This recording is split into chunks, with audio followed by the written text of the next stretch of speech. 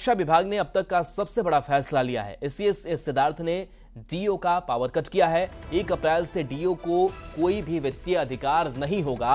अब कोई भी डीओ सिविल वर्क नहीं करा पाएंगे, सिर्फ शैक्षणिक कार्य अब सभी डीओ डीपीओ करा पाएंगे और 50,000 तक के कार्य की राशि सीधे स्कूल के खाते में भेजी जाएगी। एचएम सीधे विभाग को कार्य की राशि के लिए पत्र भेजेंगे। सिविल वर्क का काम सीधे निगम के माध्यम से होगा।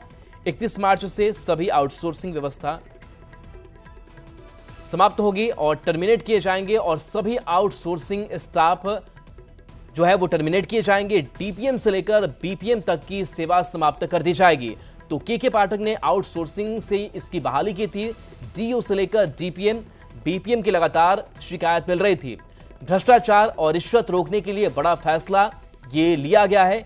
के पाठक के आदेश को एसीएस सिद्धार्थ ने पलट दिया है। रशनीश हमारे साथी उच्चतम संवाददाता। रशनीश, क्या आदेश सामने आया जिस आदेश को एसीएस सिद्धार्थ ने रखा था, अब क्या तब्दीलियां? देखिए, बिहार से लगातार जो है करप्शन और रिश्वत मांगने की लगातार खबरें आ रही है और एसीएस सिद्धार्थ का एक अलग से कंट्रोल रूम काम कर रहा है। उस कंट्रोल रूम में लगभग 500 से 600 शिकायतें जो है ऐसी आती हैं सप्ताह में कि रिश्वत मांगे जा रहे हैं।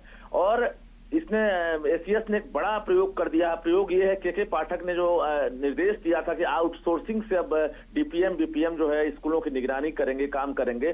सबसे पहला आदेश ये है कि 31 मार्च से उनकी सेवा समाप्त हो रही है। यानी आउटसोर्सिंग से अब जो भी कर्मी काम कर रहे थे, अब कोई भी कर्मी अब सेवा में नहीं रहेंगे। 1 अप्रैल से नई व्यवस्था लागू होगी। दूसरी बड़ी खबर है कि डीईओ जो जिला शिक्षा पदाधिकारी होते हैं उनको अब वित्तीय अधिकार नहीं रहेगा। 31 मार्च के बाद किसी भी डीईओ को अब वित्तीय अधिकार नहीं रहेगा। यानी अब सीधे कॉर्पोरेशन के माध्यम से, निगम के माध्यम से अब जो भी डेवलपमेंट का काम होगा, इंफ्रास्ट्रक्चर काम होगा, अब निगम के माध्यम से किया जाएगा और डीईओ अब इसमें हस्तक्षेप नहीं करेंगे। अब डीईओ डीपीओ सिर्फ और सिर्फ शैक्षणिक कार्य पर ध्यान देंगे, ना कि उनको अब किसी भी प्रकार के वित्तीय अधिकार रहेंगे। इसके अलावा अगर बात करेंगे तो जो शैक्षणिक सुधार अभियान चलाए जा रहे हैं उसको लेकर बच्चों की उपस्थिति बढ़ाने के लिए, बच्चों की एक तरह से निगरानी के लिए अब डिजिटल जो अटेंडेंस है उसको लेकर भी प्रयोग किए जा रहे हैं। एआई टेक्नोलॉजी काम करेगा बिहार के स्कूलों में। 1 अप्रैल से ये भी देखने को मिलेगा। और जो 6 जिले हैं वहां पायलट प्रोजेक्ट के तहत जो है अब अटेंडेंस की सुविधा होगी, बायोमेट्रिक अटेंडेंस बच्चे की बनेगी। तो कहीं ना कहीं कई नए प्रयोग होंगे और 31 मार्च के बाद ये बदलाव दिखेगा। सबसे पहला बदलाव कि आउटसोर्सिंग के कोई भी कर्मी अब नजर नहीं आएंगे। यहां तक कि हाउसकीपिंग का भी काम जो है अब जिला शिक्षा पदाधिकारी नहीं देखेंगे और वो सीधे निगम देखेगा। अगर किसी एचएम को जरूरत पड़ती है तो एचएम सीधे अब शिक्षा विभाग को पत्र लिखेंगे और 50,000 तक का जो भी काम है उसकी राशि सीधे डीबीटी के माध्यम से स्कूल के खाते में जाएगी और इसके साथ साथ स्कूल का काम होगा। यानी अब डीईओ का पूरी तरह से पावर कट कर दिया गया है। डीपीओ अब जो है वित्तीय अधिकार डीओ नहीं देखेंगे और अब सीधे एसीएस ने यह बड़ा फैसला लिया है। के पाठक ने आते आते कई तरह के नए प्रयोग किए थे, जिस प्रयोग को अब धीरे धीरे अब एस सिद्धार्थ ने बदलना शुरू कर दिया है। इनका अपना प्रयोग है और बता दें आपको कि ऐसे 38 जिले हैं जहां पर 38 डीपीएम होंगे।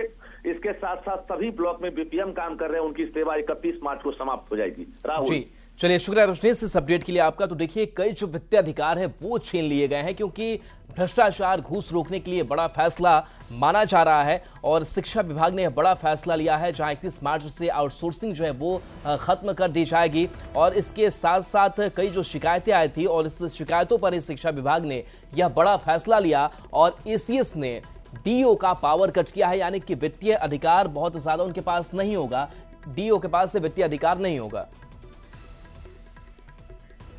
और चलिए, न्यूज़ 18 बिहार झारखंड